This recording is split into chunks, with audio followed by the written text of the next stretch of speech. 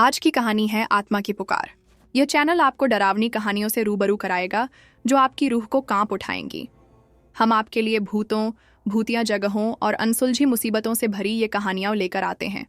इस चैनल पर आप डरावनी कहानियों का आनंद ले सकते हैं और सुनने वाले भी अगली रात की तलाश में नींद से उठ जाएंगे। हमारे चैनल पर आप डरावनी कहानियों का आनंद उठा सकते हैं।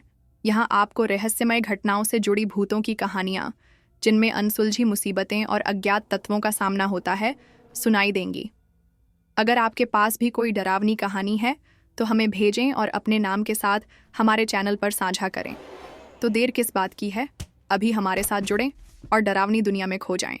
अमावस्या की वो रात जब बिल्कुल अंधेरा था, हाथ को हाथ नहीं दिखाई पड़ता था। ऐसी अंधेरी रात में निशांत अपनी कार से घर की ओर जा रहा था। वह जल्द से जल्द घर पहुंचना चाहता था। तभी उसे रास्ते में एक आदमी काले कपड़े पहने चलता दिखाई दिया। निशांत आगे बढ़ रहा था, तभी उसने हाथ दिया। निशांत गाड़ी रोकना नहीं चाह रहा था, लेकिन अचानक वह आगे आ गया। जोर से ब्रेक लगाकर निशांत ने गाड़ी रोकी। उसे बहुत गुस्सा आया। निशांत, क्या है, मरना है क्या? वह आदमी साइड वाली विंडो के पास आकर बोला। आदमी, मरना नहीं, बचाना है तुझे, तेरे परिवार को, तेरे कारोबार को। निशांत को कुछ समझ में नहीं आ रहा था। आदमी, परेशान है फिर भी इतना गुस्सा? कारोबार तेरा चल नहीं रहा, परिवार बीमारी से परेशान है और तुझे नहीं पता तेरे ऊपर मौत का साया छाया हुआ है। निशांत, तुम्हें यह सब कैसे पता? आदमी, इस अमावस्या की रात मैं तेरा ही इंतजार कर रहा था।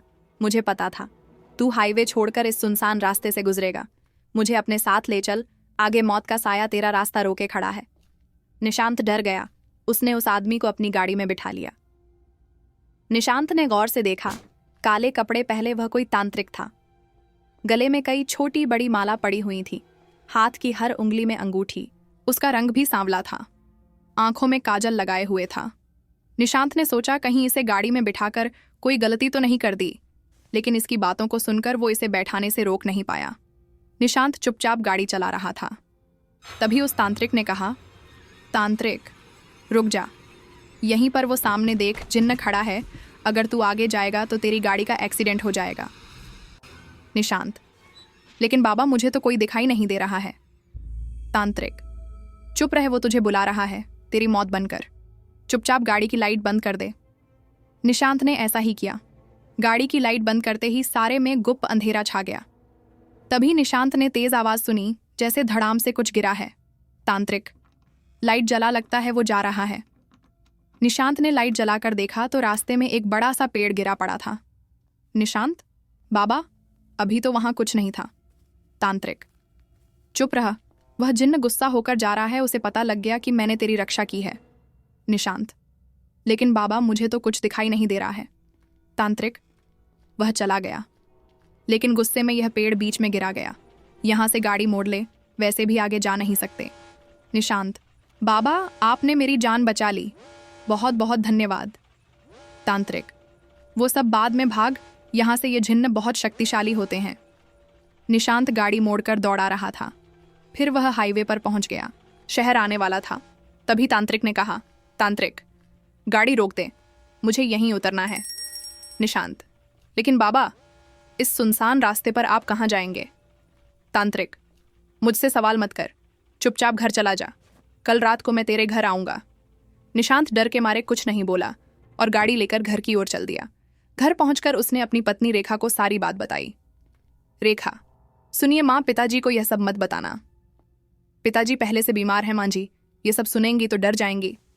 निशांत, अरे उस तांत्रिक ने मेरा पता तो पूछा ही नहीं, वह यहाँ तक कैसे पहुंचेगा? रेखा, वह सब छोड़िए, आप सही सलामत आ गए, यही काफी है। अगले दिन रात को 9 बजे किसी ने दरवाजा खटखटाया।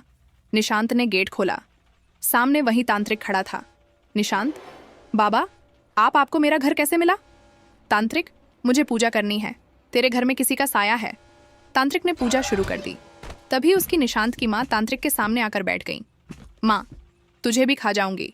तांत्रिक, किसने भेजा है तुझे यहाँ? माँ, इस परिवार को बर्बाद करना है। तांत्रिक, सही सही बता, क्या बात है? माँ, यह मुझे शमशान से साथ लाया। तांत्रिक, कब? माँ, इसका दोस्त मरा था, तब यह शमशान गया था। वहां इसके दोस्त के बराबर में मेरी चिता जल रही थी। यह जूते पहनकर उस पर चढ़ गया। तभी मैं इससे बदला लेने इसके साथ आ गई। तांत्रिक, निशांत ये सही बोल रही है? निशांत, हाँ पता नहीं बाबा, एक चिता जल तो रही थी पास में, पर मुझे नहीं पता मैंने कब उस पर पैर रख दिया। तांत्रिक, शमशाम में जूते पहनकर क्यों गया तू? निशांत, बाबा गलती हो गई। तांत्रिक, लड़का गलती मान रहा है, जा चली जा यहां से। माँ, नहीं, इसके बाप को लेकर जाऊंगी। तांत्रिक, मेरे साथ चल, मैं तुझे मुक्ति दिलाऊंगा। माँ, मुझे मुक्ति नहीं मिल सकती, मेरी बेटी भूखी है। तांत्रिक, कहाँ है तेरी बेटी? माँ, जमुना के पीछे झुग्गी में है, उसे भूखा छोड़कर मैं भीख मांगने निकली थी, तभी एक ट्रक चढ़ गया। मेरी बेटी मेरा इंतजार कर रही है। तांत्रिक, तेरी बेटी का इंतजाम हो जाएगा, चल मेरे साथ। तभी निशांत की मां बेहोश हो गई। तांत्रिक, तुम्हें इसकी बेटी को पालना होगा, तभी इसकी आत्मा को शांति मिलेगी, जल्दी बोलो। रेखा, ठीक है बाबा, हम पालेंगे, लेकिन पिताजी को ठीक कर दीजिए। निशांत ने भी उसकी हाँ में हाँ मिलाई। तांत्रिक और निशांत उस झुग्गी में गए, वहां झुग्गी वालों से बात की और निशांत ने उस बच्ची को गोद ले लिया। उसके बाद न तो वह तांत्रिक नजर आया, न वह चुड़ैल। निशांत का परिवार बहुत खुशहाल हो गया, उसके पिता स्वस्थ हो गए, कारोबार फिर से चलने लगा।